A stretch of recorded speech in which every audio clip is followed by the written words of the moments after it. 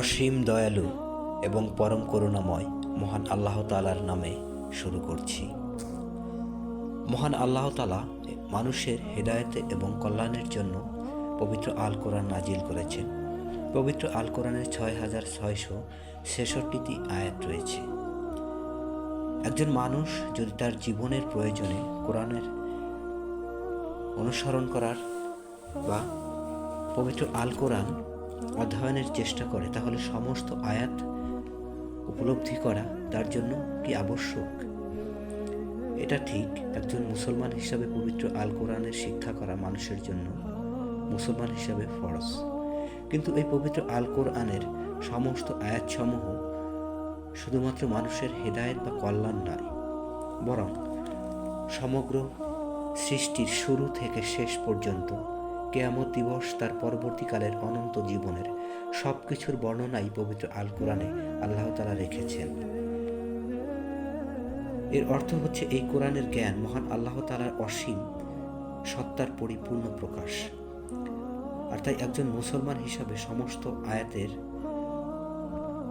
অর্থ উপলব্ধি করা মানুষের পক্ষে সম্ভবপর নয়।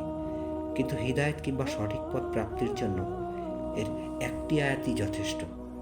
এমনও আয়াত রয়েছে, যদি সেই আয়াত আপনি যথাযথভাবে উপলব্ধি করেন, মর্যাদার সাথে বিশ্বাসের সাথে তা আপনি হৃদয়ে ধারণ করেন এবং আল্লাহ তাআলা আপনাকে কবুল করে নেন, তাহলে তাই আপনার জন্য যথেষ্ট।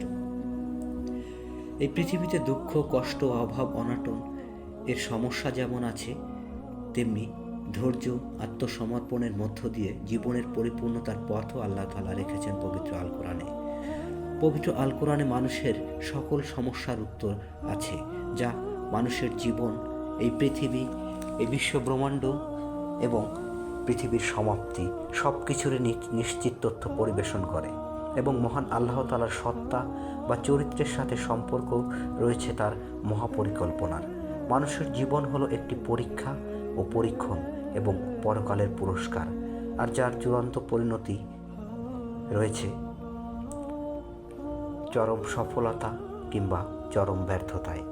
আমরা জানি পবিত্র আল কোরআনে সূরা ইখলাস সবচেয়ে ছোট্ট একটি সূরা, কিন্তু এই সূরার মধ্য দিয়ে মহান আল্লাহ তাআলা তার নিজের অসীম সত্তার পরিপূর্ণ প্রকাশ ঘটিয়েছেন অত্যন্ত সুবিন্যস্ত এবং সুস্পষ্টভাবে।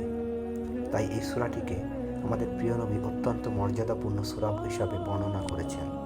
তেমনি অনেক বড় বড় সূরার মধ্যে ছোট ছোট আয়াত রয়েছে, যেগুলোর মধ্যে রয়েছে মানুষের হিদায়াত এবং পরিপূর্ণ পথ প্রদর্শনের বার্তা।